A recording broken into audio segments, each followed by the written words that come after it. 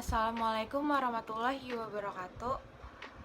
Di sini kami dari kelompok 6 ingin menjelaskan materi kami yaitu hukum mat.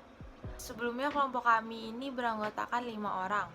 Yang pertama saya sendiri Reza Meliazin, yang kedua ada Aldi Apriansyah, yang ketiga ada Nadia Nurfadilah, yang keempat ada Sultan Dia El Fajar, dan yang kelima ada Syahdan Muhammad Kafi. Selanjutnya saya akan membacakan penjelasan dari hukum mat. Sebelumnya, hukum bacaan mat penting diketahui seorang muslim dalam membaca Al-Quran. Sebab membaca Al-Quran pun tidak boleh sembarangan, karena harus benar dan tartil.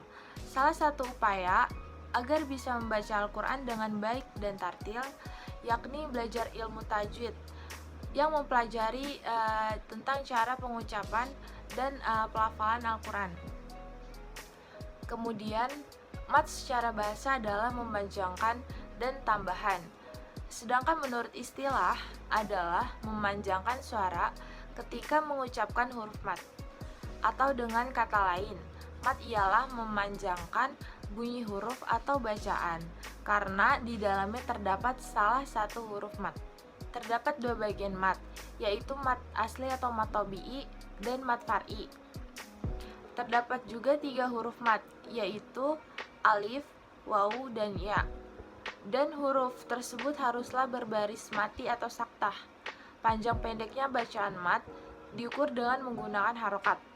Baik, selanjutnya teman saya akan menjelaskan pengertian dari mat tabi'i atau mat asli. Perkenalkan, nama saya Aldi Apriansyah. Di sini saya akan menjelaskan tentang mat asli atau mat tabi'i. Mat asli yaitu mat yang tidak dipengaruhi oleh hukum hamzah atau sukun, tetapi di dalamnya terdapat salah satu hukum bacaan mat di atas. Hukum bacaannya yaitu adalah 2 harokat. Huruf-huruf mat asli yaitu ada 3. Yang pertama alif. Alif yang bersukun dan huruf sebelumnya berharokat fathah.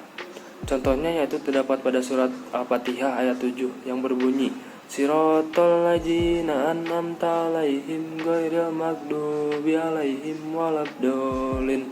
Dan yang termasuk ke dalam mat asli yaitu sirata, huruf kedua yaitu waw. Waw yang bersukun dan huruf sebelumnya berharokat dhammah. Contohnya yaitu terdapat pada surat Al-Ikhlas ayat 3 yang berbunyi lam yalid wa lam yulad. Dan yang termasuk ke dalam mat asli yaitu pada bagian yulad. Huruf ketiga yaitu ya. Ya yang bersukun dan huruf sebelumnya berharokat kasroh. Contohnya yaitu terdapat pada surat An-Nas ayat kelima yang berbunyi Allazi waswisu fi sudurin nas. Dan yang termasuk ke dalam mat asli yaitu pada bagian Allazi. Nama saya Nadia Nurfadilah. Kali ini saya akan menjelaskan terkait mat far'i. Mat far'i adalah hukum mat yang merupakan tambahan dari mat tabi'i yang disebabkan oleh sukun, waqaf, tasydid, dan sebab-sebab yang lainnya. Adapun panjang harokat pada mat far'i cukup beragam, yaitu ada yang 2, 4, 5, dan 6 harokat. Mat far'i sendiri terbagi menjadi 13, dan kali ini kelompok saya akan menjelaskan mat wajib mutasil dan mat jaiz munfasil. Adapun perbedaan antara mat wajib mutasil dan mat jaiz munfasil yaitu pada mat wajib mutasil, mat tabi'i bertemu dengan hamzah pada satu kalimat, sedangkan mat jaiz munfasil yaitu mat tabi'i bertemu dengan hamzah di kalimat lain. Saya ingin menjelaskan tentang mat wajib mutasil. Mat wajib mutasil adalah ketika huruf mat dan hamzah terdapat di dalam satu kalimat dan qadar matnya 5 harokat. Dinamakan mat karena adanya huruf mat di dalam kalimat itu, dan dinamakan mat wajib karena mat itu tidak boleh kurang atau tidak boleh lebih dari 5 harokat. Dinamakan mutasil atau berhimpun karena berhimpunnya huruf mat dan hamzah di dalam satu kalimat. Dan contoh mat wajib mutasil di dalam surat Al-Quran terdapat di surat Abasa ayat 2, yaitu Anja'ahul a'ma, dan surat Al-Buruj ayat 1 yang berbunyi wassama'i dzatil buruj. Nama saya Sultan Dia El Fajar. Di materi kali ini saya akan menjelaskan mat jaiz munfasil. Mat itu panjang, jaiz boleh, munfasil terpisah.